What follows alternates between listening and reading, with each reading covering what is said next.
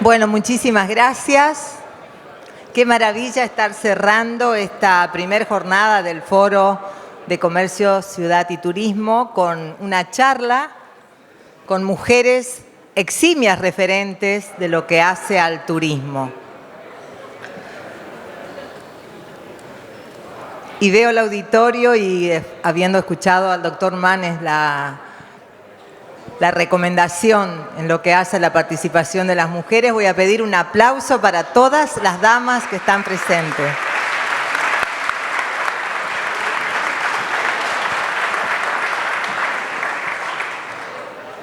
Hoy estas amigas van a recrear lo que hace la participación de la mujer en el sector de turismo. Por un lado, poner en valor, casi como un testimonio personal, y también un diagnóstico y una perspectiva de la participación de la mujer en este sector. La Organización Internacional del Trabajo informa que, no obstante, el turismo es uno de los sectores de actividad con mayor participación de mujeres. Son los hombres los que ocupan los cargos gerenciales y de mayor responsabilidad. Algo que seguramente nosotras tenemos que trabajar para revertir, y de hecho que el sector de las mujeres considera a este sector como un espacio generoso en oportunidades para la creación de puestos de trabajo y para el desarrollo económico de la mujer. Así que voy a comenzar presentando a nuestra amiga Magda Choquevilca. Ella es ingeniera agrónoma, la reina de las papas andinas, nació en La Quiaca, Jujuy, es descendiente de un cacique y desde muy pequeñita supo leer los mensajes de la sabia naturaleza. Posee una exquisita formación profesional y en el ámbito laboral desarrolla actividades como docente universitaria de grado, realizando tareas de extensión, dirección de tesis de grado y de pasantes de pregrado.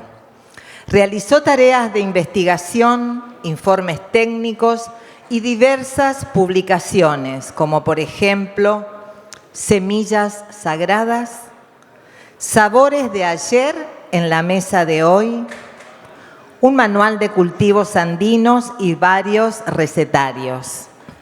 Participó en congresos, encuentros, jornadas científicas, recibió becas, premios y menciones especiales, entre las que podemos destacar el premio a las 100 personalidades destacadas de Argentina en el año 2012, otorgado por el diario La Nación. El premio a Mujeres Argentinas Destacadas, también en el año 2012, otorgado por la Embajada de Francia.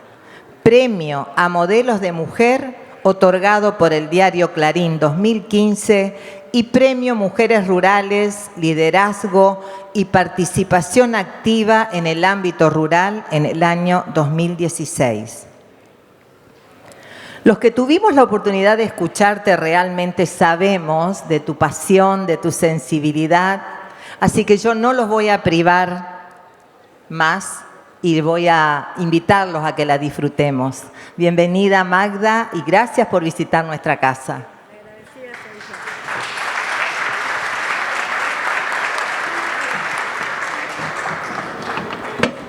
Buenas tardes a todos.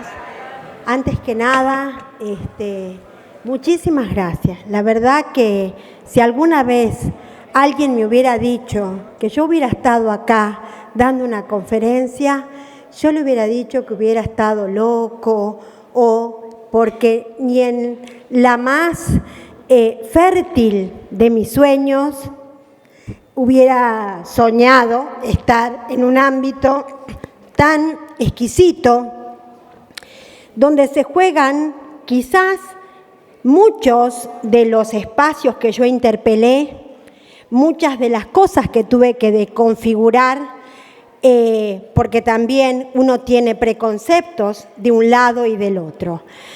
Les voy a contar en mi presentación voy a tomarme 5 minutos para contar cómo es que llegué hasta acá, otros 10 minutos para contar la trayectoria de lo que me han enseñado las papas y, por último, algunas herramientas que he podido adquirir a lo largo del camino que nos han servido para tener ese famoso pensamiento universal. Yo primero les quiero decir, muchos de acá deben decir, ¿qué hace con ese sombrero aquí? Para muchas de la gente que inclusive en mi provincia me dice, ¿de dónde es usted? El sombrero para mi cosmovisión es una señal de respeto, con lo cual yo me honro de estar delante de ustedes. Muchas gracias. Yo soy llorona, así que no se preocupe. Ella me preguntaba por qué me llamo la reina de las papas. Yo le cuento. Como ella decía, nací en La Quiaca, mi mamá fue maestra rural, mi papá empleado de correo, pero yo recorrí mi vida en las escuelas rurales. Nací, me crié en Jujuy, amo Jujuy, tengo Jujuy en mi alma, estudié en Jujuy. Y una de las primeras cosas que me pasó fue sentir que porque me quedaba en Jujuy no era plenamente exitosa. Muchas de las amigas de mi madre le decían, pero Marina, si la chica parece inteligente, ¿por qué no se va? ¿Por qué se queda? El primer desafío, y este es el primer mensaje, quedarse en el lugar no es quedarse porque uno se tuvo que quedar. Aspiro a que de acá en más se quieran quedar como me quise quedar yo, porque quedarse a estudiar en el lugar implica no sufrir el desarraigo, no perder la identidad y no perder la genuinidad de que uno es capaz y poder avanzar hacia su terruño. Recibí de ingeniera agrónoma y me dediqué a las papas. Vamos a empezar. Después les digo qué quiere decir ñusta. La ñusta es algo más que la reina de las papas. Las ñustas son las diosas y como somos inmortales, ya no tengo peligro de que nadie me destrone. Por eso pasé de reina a ñusta. Ahí dice papas madres, papas heracas y papas quipas. Yo me dediqué a investigar las papas y cada una de esas papas tiene una funcionalidad y me encantaría que ustedes aprendan. Las heracas son las papas más grandes que salen del campo y son las que ayudan a leer cómo va a ser el año. Y las papas quipas son las que quedan de un año para el otro, pero quedan no para semilla. Algunos dicen son las que no se pudieron cosechar. No, son las que se adaptan al clima y son las que al año siguiente vuelven a dar semilla. En este camino de trabajar con las papas, yo empecé como ingeniera agrónoma, rescatando las papas porque ustedes saben que Argentina tiene 62 variedades de papas y el primer desafío fue que la Argentina a mí me sintiera andina.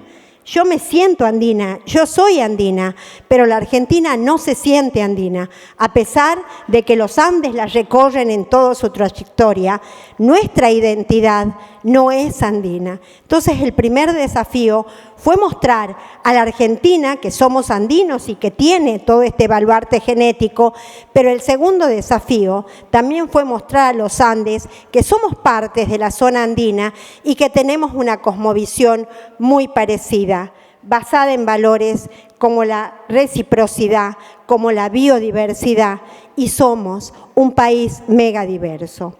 Esta foto la puse porque todas estas papas y maíces conviven en un mismo lugar, sin perder ninguno su espacio. Ojalá aprendiéramos en la vida a convivir desde la diferencia para pensar que el pueblo igual se puede construir. Miren, una abuela me decía, gracias, una abuela me decía, ¿cuántas variedades de papa hay? Y no sé, cada una tiene su vocación.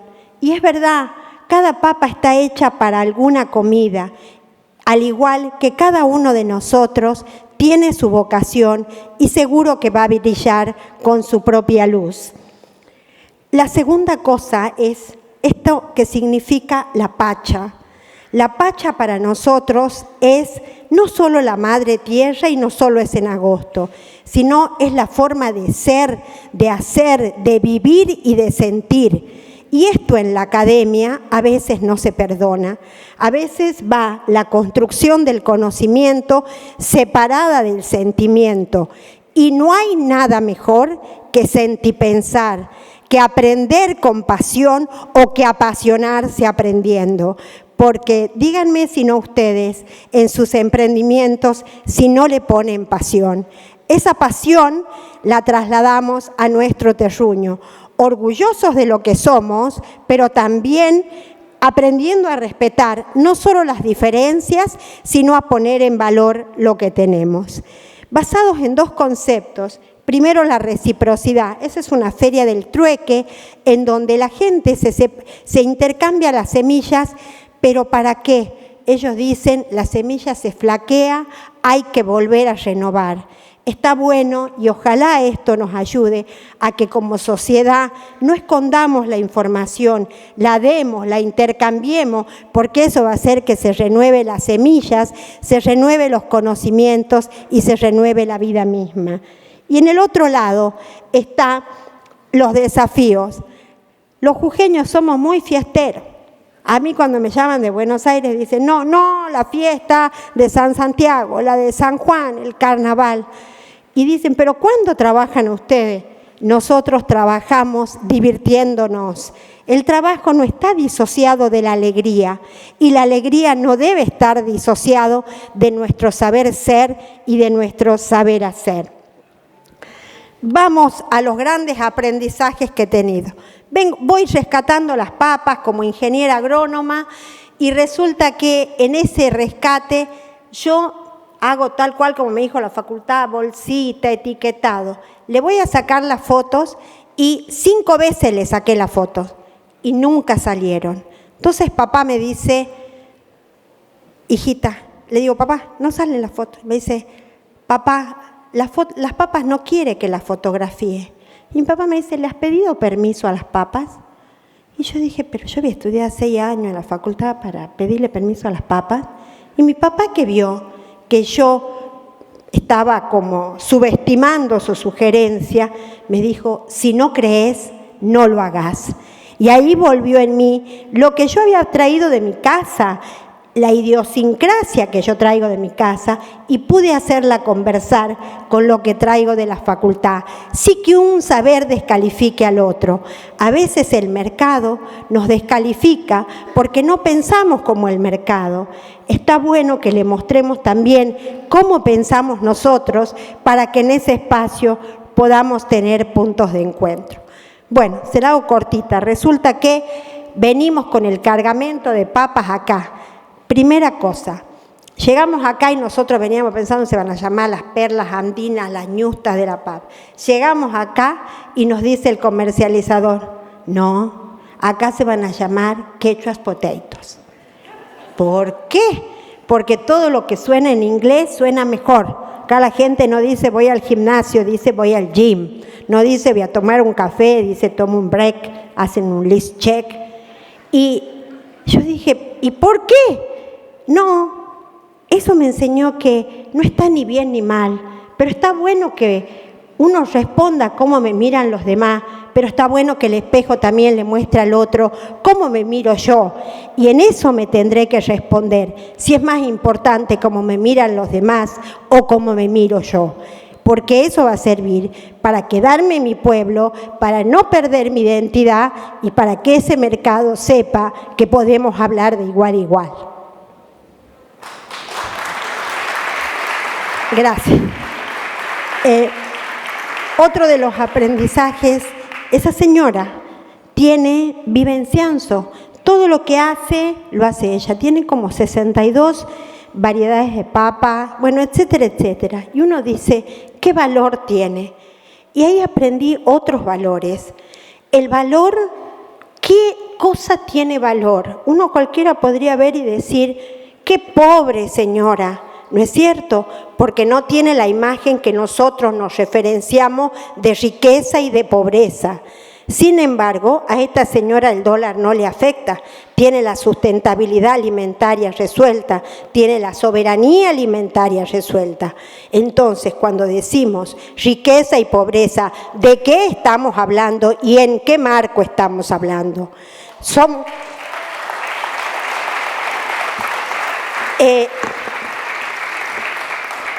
Así como las papas, bueno, el yacón. El yacón, no, hace 10 años, yo decía el yacón en Jujuy y la gente no sabía si era un vegetal o un animal.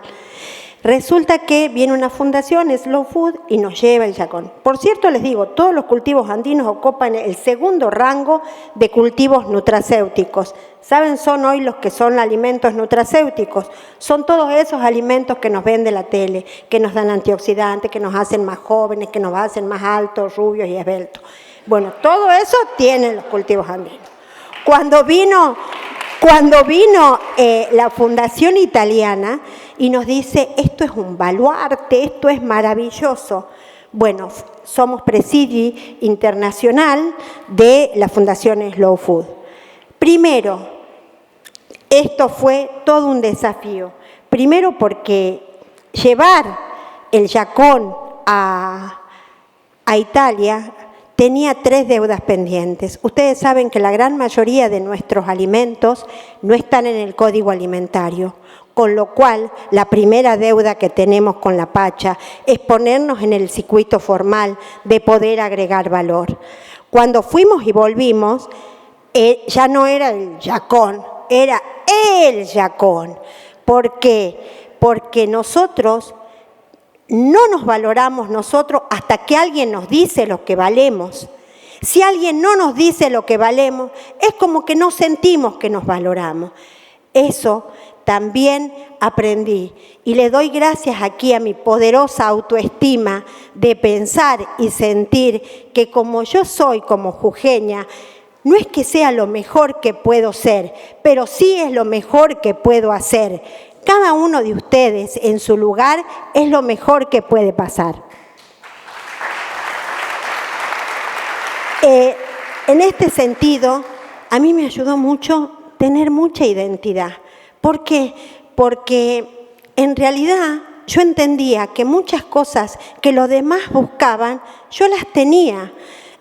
Por ejemplo, la gente del pueblo, del campo se quiere ir al pueblo, del pueblo se quiere ir a la ciudad, el que de la ciudad quiere cruzar el charco y del charco quiere volver al lugar mío a disfrutar del ambiente, del aire, de la naturaleza.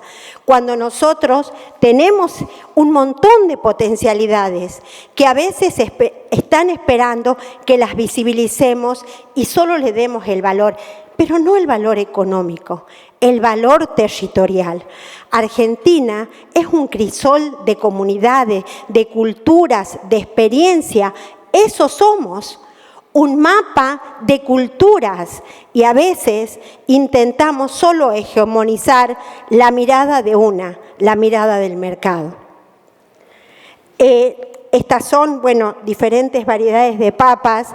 Y si ustedes me dicen, ¿y por qué todo esto? Yo espero que los jóvenes de mi lugar puedan tener acceso a querer quedarse, pero a quedarse en condiciones de equidad. Acá en la ciudad uno abre una canilla y sale el agua caliente. Es lo mismo que yo espero para el área rural, porque ustedes saben que en el mundo el balance hace 50 años era 60-40 en espacios urbanos y rurales. Ahora es 80-20 y vamos a un 95-10. ¿Qué calidad de vida se va a tener en las ciudades y qué calidad de vida vamos a tener en el campo? Me parece que el problema más grande está para las ciudades. Entonces, para eso tenemos que generar condiciones de equidad en la ruralidad, que no quiere decir que se tenga que quedar, quiere decir que elija quedarse. Y en ese marco, para que todos estos nos pasó algo. Nosotros fuimos declarados Patrimonios de la Humanidad. Yo participé de la postulación y en esa postulación de la UNESCO, que fue muy buena, pero yo no sabía qué hay detrás de las postulaciones de la UNESCO. Detrás se mueve un mercado inmobiliario para el que nosotros no estábamos preparados y de 3 hoteles pasamos a tener y Chiquicientos y Piquito. En Purmamarca no teníamos ATL, ahora ya no sé ni cuántos tenemos. En Tilcara, donde vivo yo, teníamos 3. Bueno, ahora ya se me han acabado los números. Y eso también trajo que la mayoría de la mano de obra que teníamos se venía de afuera. ¿En qué área? Sobre todo en el área de gastronomía. Era mucho más valorado el chef que nuestras cocineras locales. Y en realidad el turista venía buscando la cocina local. Entonces, desde el Estado creamos la Tecnicatura en Cocina Regional y Cultura Alimentaria, que es la primera en Latinoamérica, ubicada en un área rural y es pública y de acceso gratuito.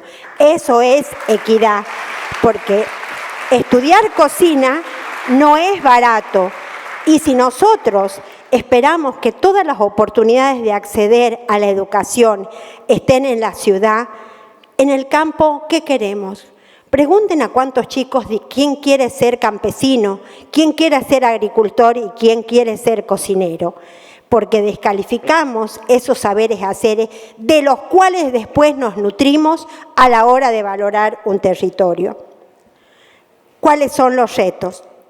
Ahí tenemos, en el camino de la cocina, porque yo de la agronomía pasé a la cocina, a pesar de que muchos decían, pero Maggie, mis colegas, estudiamos para salir de la cocina. Y yo, por voluntad y elección propia, volví a la cocina, porque también se han estigmatizado los oficios como espacios carentes de amor. Y no hay nada más amoroso que la cocina.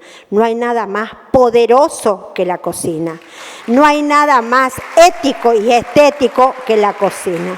Las grandes decisiones se toman después de un buen bocado y de un buen vino. Cada uno de ustedes tiene una imagen lúdica y una imagen afectiva que solo la puede transmitir un sabor.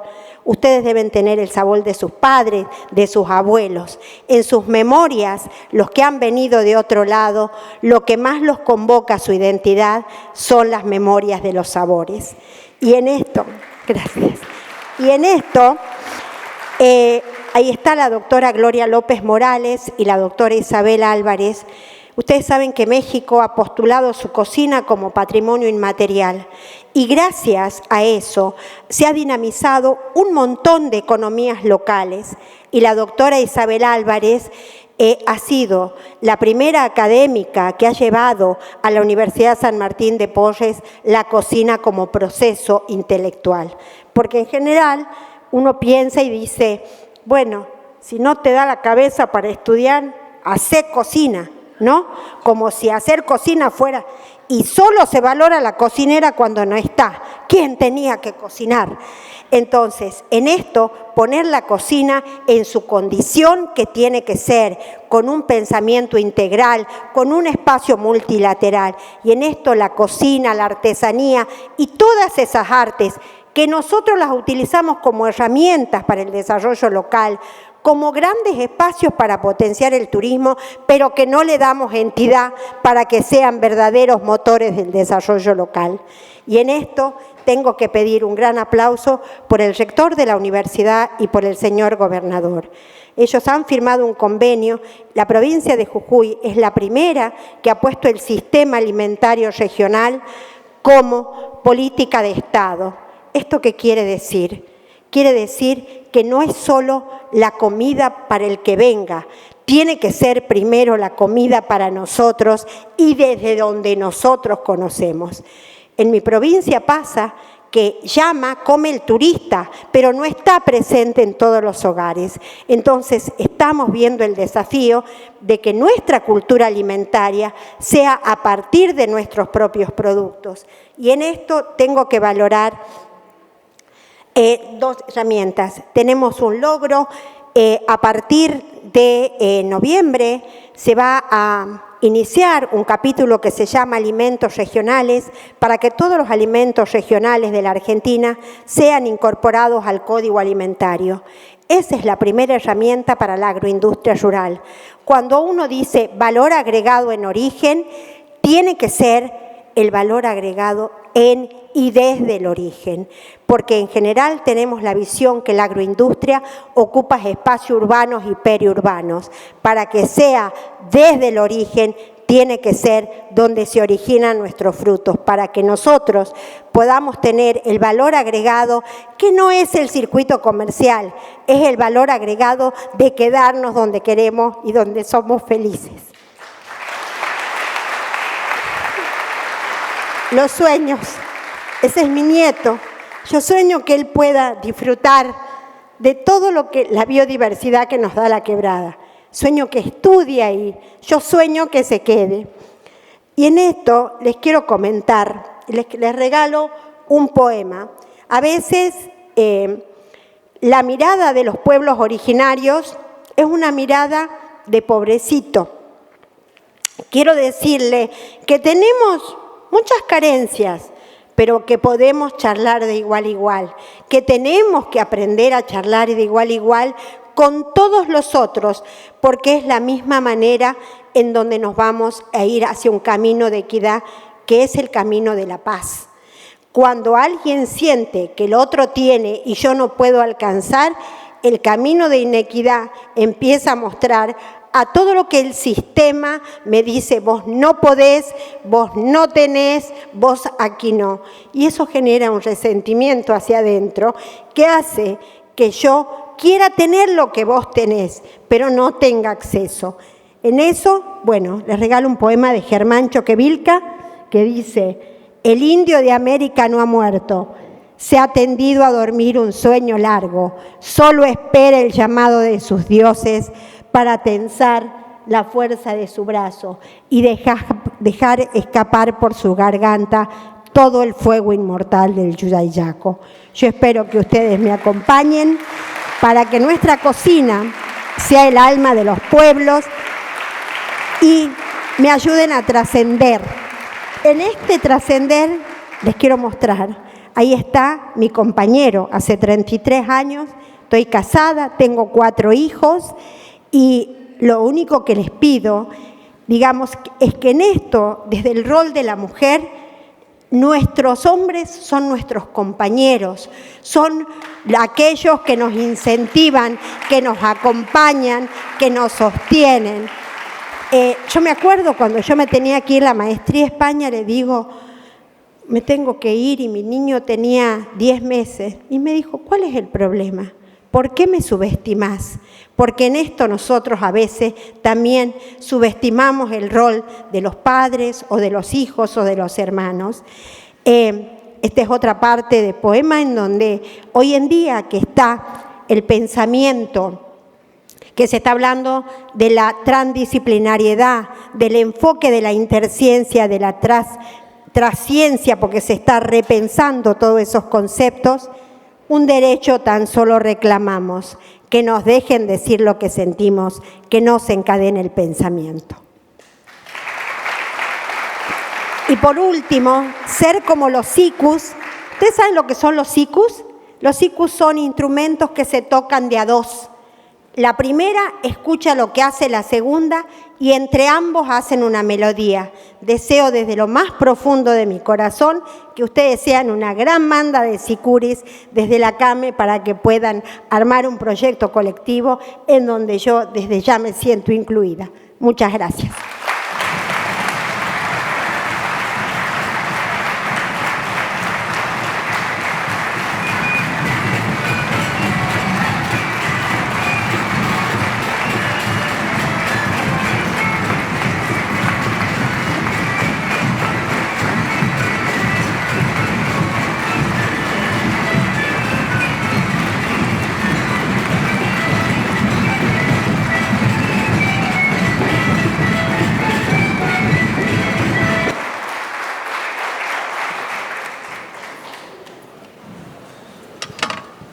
Bueno, muchísimas gracias, Magda.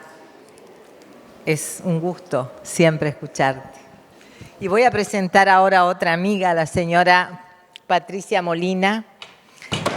Ella es licenciada en Turismo con posgrado en Conducción Gerencial y maestría en Administración Pública de la Facultad de Ciencias Económicas de la UBA. Es miembro de ASEMPIO, de CAME Mujeres, de la Comisión de Turismo de CAME y promotora de los Objetivos de Desarrollo Sostenible. Con 20 años en la actividad turística, está al frente de la Usina de Tendencias, proyecto dedicado al mentoreo de negocio en marketing y desarrollo de temas estratégicos para el turismo. Imparte y organiza capacitaciones, conferencias y seminarios, como por ejemplo el primer foro de liderazgo de mujeres en el turismo realizado recientemente en la ciudad de Buenos Aires. Se desempeñó además en el sector público y académico. Fue responsable de la primer transferencia internacional del programa de buenas prácticas de calidad turística entre España y Argentina. Participó allí como referente del Ministerio de Turismo de la Nación. Fue directora de promoción de ImproTour. Forma parte del Instituto Ciudades del Futuro y es docente de Marketing Digital en la Maestría de Economía y Gestión en Turismo de la Facultad de Ciencias Económicas de la UBA. Patricia, buenas tardes, bienvenida y bueno, te invito a compartir. Hola, buenas tardes. Bueno, desde ya que no va a estar a la altura de la charla que acaban de escuchar, así que para mí es un honor estar acá compartiendo este panel y este lugar y este espacio, sobre todo que voy a hablar de un tema que tiene que ver con la diversidad desde otra mirada, así que también es fantástico venir después y ser la última porque se despertó el auditorio, ¿no? Yo pensaba a esta hora estar acá y realmente es maravilloso ver a través de una experiencia de vida y trascendental, porque también es territorial, cómo esto que yo voy a presentar desde otra mirada también vuelve a resaltar la importancia de la diversidad. Que yo vengo a hablar justamente de traer una perspectiva de género, es decir, de poner nuevamente o visible el lugar de la mujer, pero puntualmente en los lugares del liderazgo dedicados al sector turístico. Así que, como soy la última, tengo algunas noticias, unas buenas, y es que va a ser más corta porque algunos de los conceptos que estaban en la charla ya los dijo Facundo Manes, así que qué mejor que legitimidad que la de Facundo para yo acortar y no tener que explayarme y tratar de convencerlos.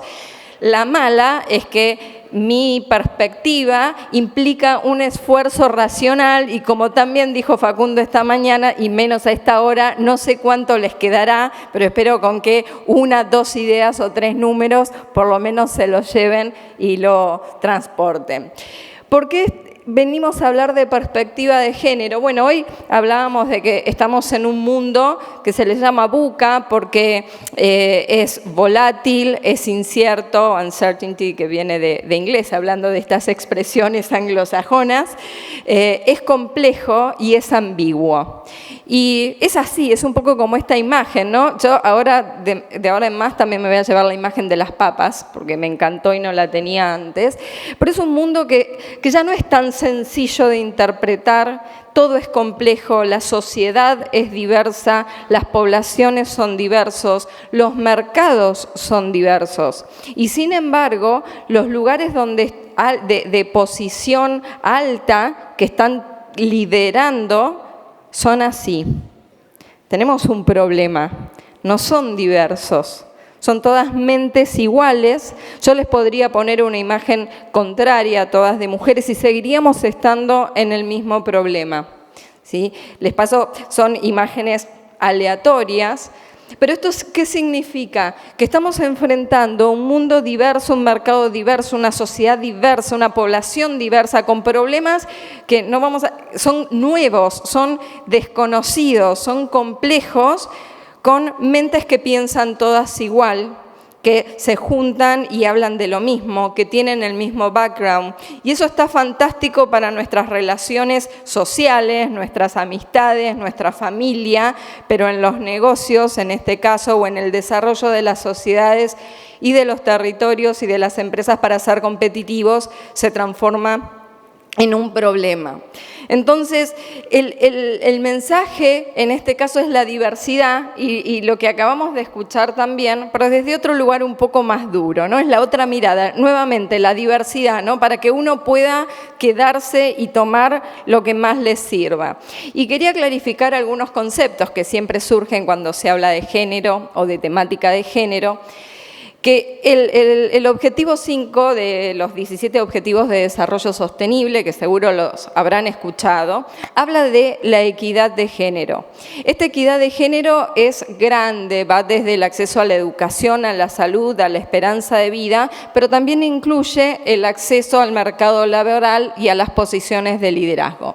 Es muy amplio, entonces nosotros nos vamos a acotar solamente en este lugar en la parte de la perspectiva o el acceso de la mujer en altos poderes de decisión. Y además con los minutos de la charla obviamente no les voy a presentar la totalidad, pero sí algunas consideraciones.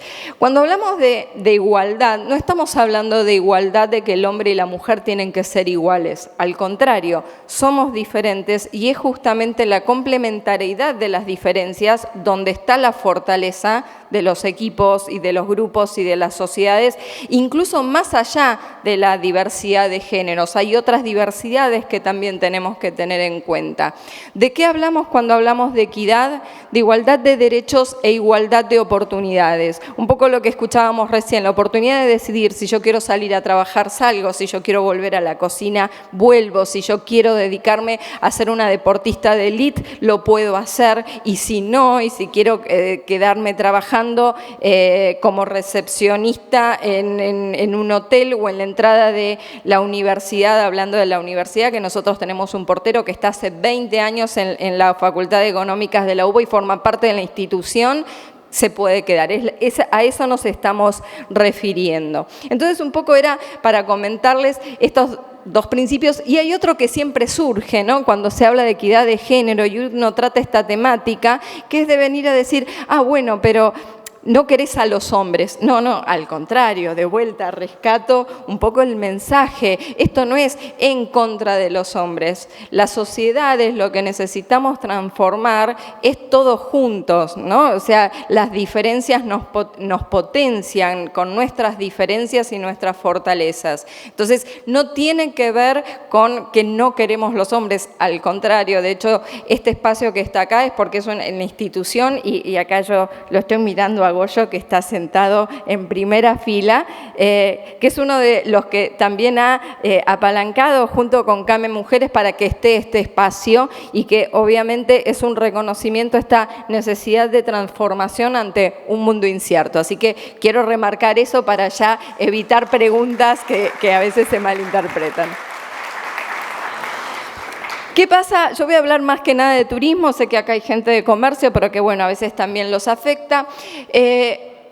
En materia de turismo a nivel internacional solamente hay un diagnóstico del 2010 hecho por la Organización Mundial del Turismo, después no hay muchas más referencias, sí tenemos algunos números, pero recientemente, ahora hace un par de meses, ONU Mujeres y la Organización Internacional del Trabajo acá en Argentina presentaron este informe, el de la mujer en la gestión empresarial, que hicieron un relevamiento junto con la Unión Industrial Argentina y la Unión Industrial de la provincia de Buenos Aires, en donde relevaron un montón de sectores, entre ellos estaba el sector de comercios, de recreación y hotelería y gastronomía. Así que eventualmente parte de estos resultados podemos tomarlos como representativos con la salvedad, ¿no?, de la traspolación. ¿Qué dice? La buena noticia es que la mujer está inserta en el mercado de trabajo. De hecho, el 43.2% está trabajando en la actividad, en este relevamiento. Pero esta situación va cambiando a medida que se va subiendo en la escala jerárquica. En los puestos directivos ya hay un 31.6% y en la cima de la pirámide jerárquica, CEO, junta directiva, socio gerente, nos encontramos con el 29%. ¿Qué pasa en turismo? Bueno, nosotros con un grupo de colegas, mirando estas fotos que yo les mostré al principio, dijimos, pero ¿qué pasó? ¿No? Tenemos una actividad en turismo donde entre el 60 y el 70% son mujeres, ¿sí? En turismo rural, en el interior, en las universidades, hay una preponderancia femenina. ¿Y por qué? Algo está pasando. ¿Qué es lo que está pasando?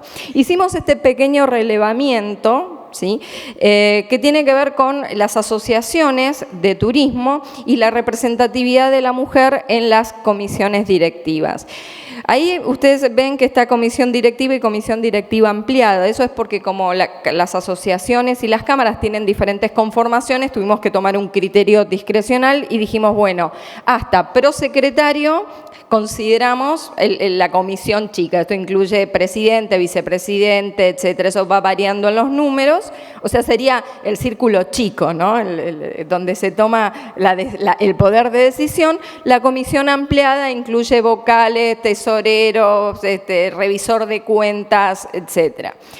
Estos son los números. Un 20,11% de representación femenina cuando hablamos de comisión directiva estricta. Recuerden que tenemos un 63-70%. Dijimos, bueno, hay algo. Ahora, cuando nosotros entramos a ver en detalle la conformación, hay una gran dispersión, no es que todos tienen el 20%, esa es la media que nosotros tomamos para graficarlo. Entonces ustedes pueden ver que vamos desde 6, 12 y un poco menos, podríamos decir el 40%, tiene casi el 40% de representación femenina en la comisión directiva ampliada, con excepción de SEA, que tiene el 77% y que nosotros siempre decimos que ahí tenemos que trabajar el inverso, ¿no? Necesitamos más hombres para equiparar, porque el concepto acá es la diversidad.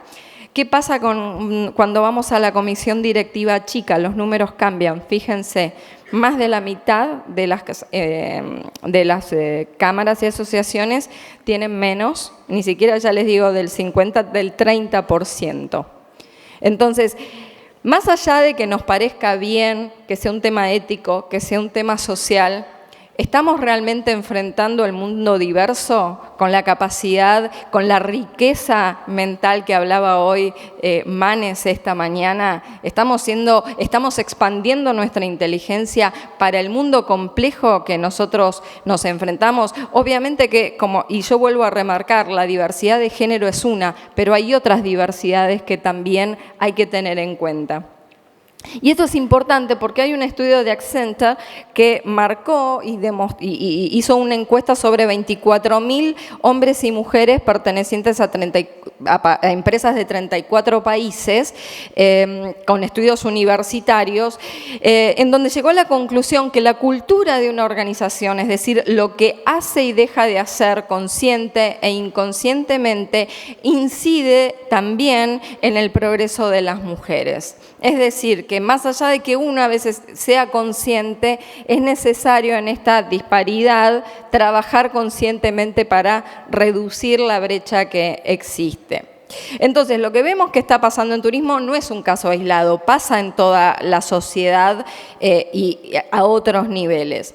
Y esto se llama, en materia de posiciones o la dificultad del acceso a la mujer a las posiciones altas de decisión, techo de cristal. Y se refiere, no es algo escrito, no es una Biblia, no es un estatuto, sino simplemente se refiere al fenómeno que habla de los obstáculos que se enfrentan las mujeres al momento de ir ascendiendo la escala jerárquica para aquellas que quieran ascender nuevamente, ¿no? Porque ese es el concepto que está de base. Y que obviamente que las que llegan se encuentran con una sensación de soledad, porque así como uno se encuentra cómodo entre sus pares, ¿sí? Esa falta de pares también hace que haya una sensación de solitud por aquellos que llegan. Este fenómeno está relacionado con otros dos, que se llama Paredes de Cristal y Suelo Pegajoso, y que en realidad el techo de cristal suele ser el resultado de los otros dos.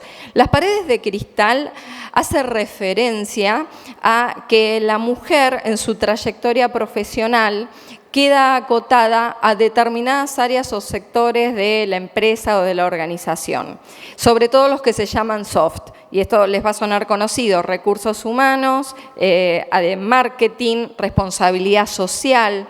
Entonces, no pasa, esto a nivel sociedad también se traduce, para que ustedes tengan digamos, el paralelismo, que tenemos a muchas mujeres en el sector de educación y salud, y hay pocos hombres porque son sectores tradicionalmente asociados con el rol de la mujer.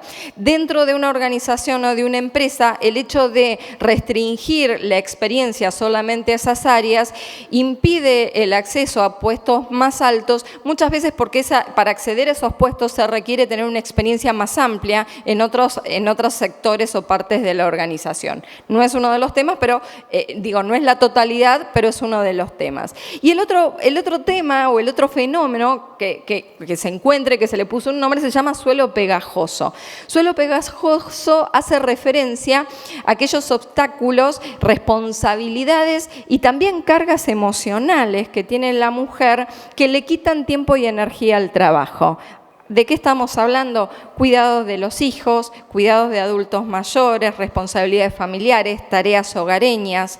De hecho, el estudio que les comentaba de la UIA y de la Organización Mundial Internacional del Trabajo, para acá, en este relevamiento que se hizo de las empresas argentinas, que eran 314, si no mal recuerdo, el 50% pequeñas y el 30% grandes, es decir, que es una realidad que nos afecta a todos. El tiempo que le dedica la mujer a esas tareas, al cuidado de los hijos, las hogareñas, el cuidado de adultos o responsables, es 6 horas y media. Digan cuánto dedican los hombres. ¿Alguien se anima? 3 y media, la mitad. Ya de por sí estamos hablando que hay una base de partida que no está en igualdad o en paridad de condiciones. Entonces, esto es un poco para presentarles el panorama e ir más rápido, pero ¿por qué, además de la diversidad, de lo ético, de lo justo, de la equidad social, también es importante incorporar una perspectiva de género en las empresas o en los negocios? Bueno, ayuda a atraer y retener talento. El 50% de la población es femenino. Entonces, si nosotros solamente estamos mirando a un 50% de la población, nos estamos quedando con un 50% de talento afuera. Hoy se habló mucho del tema de que se necesita a todos para transformar el país, para crear una sociedad, y eso incluye hombres y mujeres. Entonces, eso también tenemos que traerlo y hacerlo consciente. Incide en la innovación y en la creatividad. Yo, cuando hoy Facundo Manes decía que el tercer punto para las organizaciones que mejor rendían era la diversidad de género, yo feliz porque dije, listo, no digo más, así que sigo al siguiente punto, que es que aumenta la rentabilidad de las empresas. Esto es un estudio que se hizo en el 2010, sobre todo en Estados Unidos y en Europa, de McKinsey, en donde se entrevistó a 1.814 ejecutivos y de los cuales el 72% afirmaba que estaban convencidos que el éxito financiero o el mayor éxito financiero de las empresas y de las organizaciones estaba vinculado con la presencia de mujeres y, sobre todo, siempre estamos hablando de altos puestos de decisión, no solo en la base laboral. Siempre, además, trayéndolo acá a la Argentina, y más allá de reconocer que hay diferentes realidades incluso dentro de Argentina, y eso también lo tenemos que tener presente, porque en no todos lados estos números tal vez serán iguales, pueden ser mayores o menores. Después, nuevamente en el 2013, se hizo un estudio de vuelta a la misma compañía, pero lo trajo a Latinoamérica y entre ellos Argentina, ¿no? Porque siempre estábamos concentrados en los países desarrollados. Y Lo que saltó en este estudio es que el 44% de las empresas que tenían una o más mujeres en la junta directiva tenían un 4% mayor de rentabilidad que aquellas que no lo tenían. Estos informes, estas investigaciones obviamente están a disposición. Yo traigo números, pero para el que quiera y le interese profundizar el tema.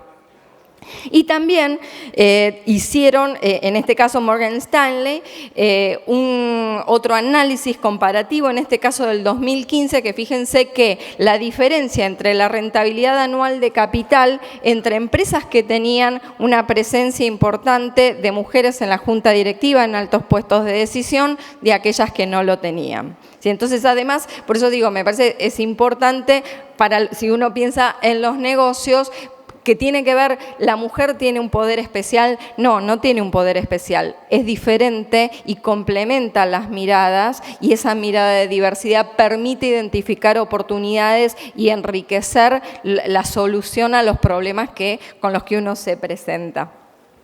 También salió en este mismo informe que las empresas tenían mejor gobernanza, menos problemas. Yo voy a tratar de acotar porque sé que es el final. Y identificaron además dos grupos de empresas, las Talent Leaders y las Talent Laggers. Las Talent Leaders eran las que aplicaban buenas prácticas en la atracción de talentos, y ustedes no sé si lo ven desde ahí, pero aquellas que tenían mayor presencia de mujeres en la junta directiva tenían mayor rentabilidad promedio de sus empleados que aquellas que no lo tenían.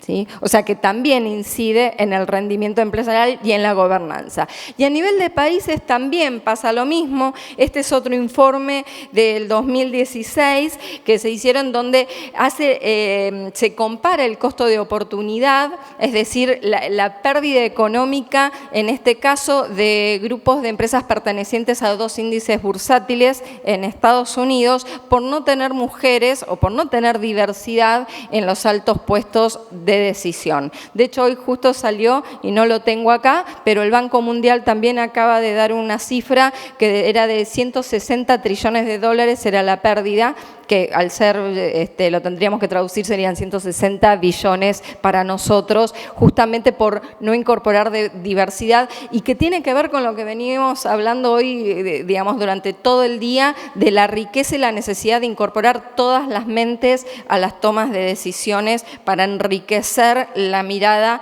y ser más competitivos. Y finalmente, IBM presentó un informe hace un mes aproximadamente que se llama La paradoja de la prioridad. ¿Por qué? ¿Qué es lo que dice? Básicamente vuelve a presentar todos estos números de rentabilidad que yo les comentaba. Ellos hicieron otro informe, pero los resultados más o menos son los mismos, que dice que en realidad muchas empresas dicen, sí, es importante la diversidad, es importante que tengamos mujeres en altos puestos de decisión, pero ya se va a arreglar solo. Es decir, es prioritario, pero siendo prioritario no se trabaja como si fuese prioritario. De ahí el nombre, y que me encantó como anclaje para recordarlo. Y de hecho distingue, ustedes creo que no sé si se verá, si son como yo de la cuarta fila ya no lo ven, ellos identificaron empresas iniciadoras de aquellas otras, que eran las iniciadoras, eran las que habían establecido prioritariamente la estrategia de diversidad en todas las áreas de la organización, y además identificaron el camino y las acciones que había que hacer, no solamente decir, bueno, para nosotros es importante, pero ya se va a trabajar o se va a cortar naturalmente esta brecha. De hecho, las Naciones Unidas estiman que si no se trabaja intencionalmente, la brecha va a tardar 200 años en reducirse, y con trabajo intencional estamos entre 103 y 107 años, depende la temática y el área en la cual estamos. Por eso la perspectiva de género básicamente se refiere a la intención, es decir, incorporar conscientemente el tema de género en las decisiones de las empresas y en las estrategias que se tomen, pero no solamente de las mujeres, sino que al momento de evaluar el proceso de decisión, de implementación y ejecución, se haga una evaluación consciente de qué beneficios trae esas decisiones para hombres y para mujeres. ¿sí? Entonces, por eso decimos que es general. Yo voy cerrando, entonces digo, ¿pero qué es necesario? Bueno, si falta, digamos, más datos, pero ¿para qué está el mérito, no? Tendrían que llegar solamente las más capacitadas, las personas más capacitadas. Pero el mérito, si no hay igualdad de condiciones en la base, es una falacia, porque en esos criterios que nosotros tomamos de decisión en la cotidianidad, hay un montón de variables de los cuales no somos conscientes, porque también, digamos, esto es real, no es que la gente va, digo, habrá algún caso muy puntual, pero la mayoría lo llevamos de manera inconsciente, no lo visibilizamos el tema, tendemos a elegir, digamos, con ciertos sesgos, ciertas creencias, esto que hablaba Facundo Mann, estos estereotipos que traemos y de los que a veces ni siquiera somos conscientes a menos que el otro nos pare y nos haga reflexionar el espejo también que hablábamos hoy. El mérito, además, funciona, por supuesto, si no hay corrupción en los procesos, pero ese ya es otro tema, ¿no? El compliance, la transparencia y la corrupción, que no tiene nada que ver con el tema de género. Para cerrar, voy a nombrar solamente 3 obstáculos que dificultan el liderazgo femenino, el de la mujer, mejor dicho, porque bueno, esta foto, ¿por qué? ¿Por qué pasa esto, no? ¿Qué es lo que sucede? Bueno, por un lado nos encontramos con esto, con la promoción de cercanía. Un informe de Chile sobre el tema demostró que las mujeres tienden a juntarse con mujeres y los hombres tienden a juntarse con hombres. De hecho, esto es general, hay otros estudios que lo sostienen, se llama homofilia, como les decía hoy. Uno tiende a juntarse con sus pares, con los que se siente cómodo, con los que comparte, o sea, ¿con quién uno se divierte? Con los que más o menos se divierte de la misma manera. Esto a nivel personal es fantástico, a nivel de los negocios lo que termina dificultando es que al momento de decidir quién ingresa en estos círculos de decisión o quién asciende, uno tiende naturalmente a pensar en la gente que lo rodea y con la que ha adquirido experiencia. Entonces, por eso también es tan importante el patrocinio o el mentoreo, no solo de mujer a mujer, sino de hombre a mujer y de mujer a hombre, digamos, incorporar esta diversidad y este pensamiento que va más allá, ¿no? Y no perpetuar los guetos, porque ese es un poco, que es lo que tampoco queremos, o sea, tampoco seríamos, bueno, nos juntamos entre mujeres, hablamos de mujeres, y es lo mismo, tenemos el mismo problema de lectura de diversidad y de resolución. Y entonces también te dicen a veces, ¿no? Bueno, pero empiezan a entrar mujeres y las mujeres van a elegir mujeres y los hombres vamos a quedar relegados. ¿Y qué va a pasar con esto? Y hay un estudio de Harvard Business Review que hicieron 2 investigadores sobre diversidad, en donde tocan diversidad de género, étnica, religiosa, en empresas de capital, de inversión de capital en Estados Unidos, y en el que mencionan que en realidad las minorías, o estos, en este caso que estaríamos hablando también de género, fíjense, lo puse tal cual para no tergiversar, dicen que los miembros de grupos tradicionalmente subrepresentados son menos propensos que los hombres blancos a buscar personas afines o similares a ellos al formar grupos de trabajo. ¿Sí? Y las palabras que están escritas así son tal cual en el texto, con la connotación que están dadas en el texto. Es muy interesante este informe, es decir, se rompería, digamos, empieza a entrar más equidad en la resolución.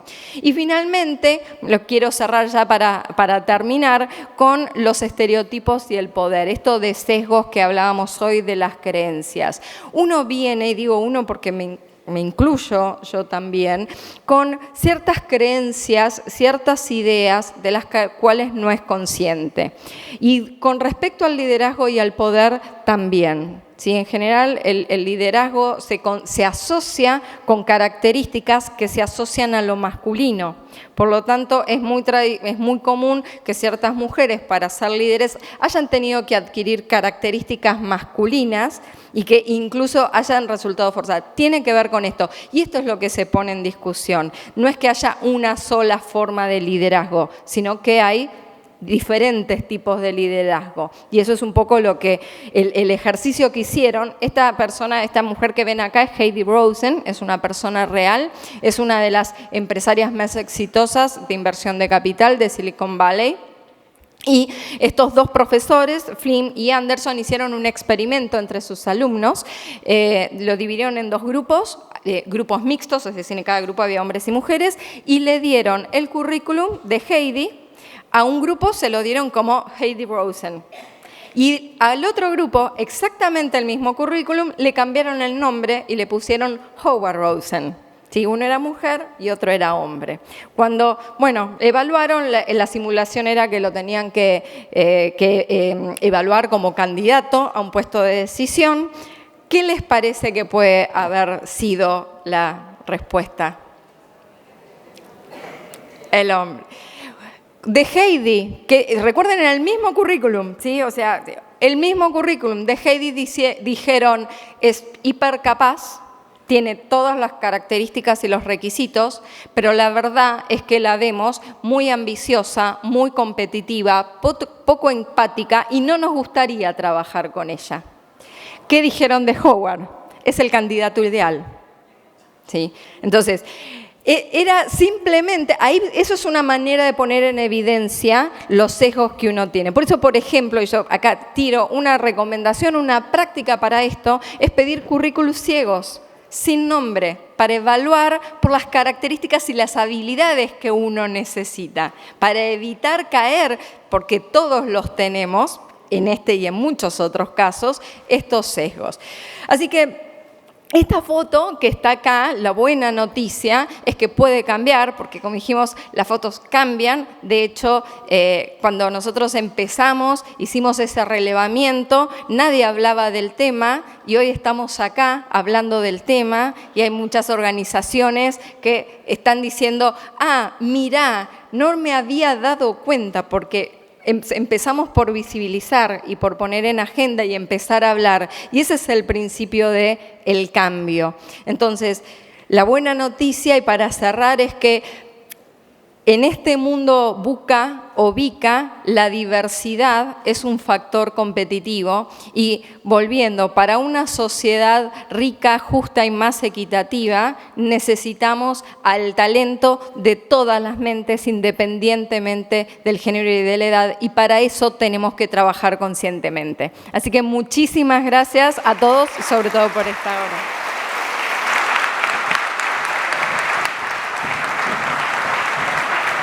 Bueno, muchísimas gracias a ambas expositoras. Nos han sabido llevar desde nuestra fibra más íntima, desde la emoción a la razón. Y decirles a ustedes que no es casualidad que hayamos tenido las mujeres un espacio en este prestigioso foro. Agradecer a nuestra entidad CAME que está tomando como propósito contundente el espacio para las mujeres al sector de turismo a través de Goyo y agradecerles que nos hayan permitido poder compartir con todos ustedes. Muchas gracias.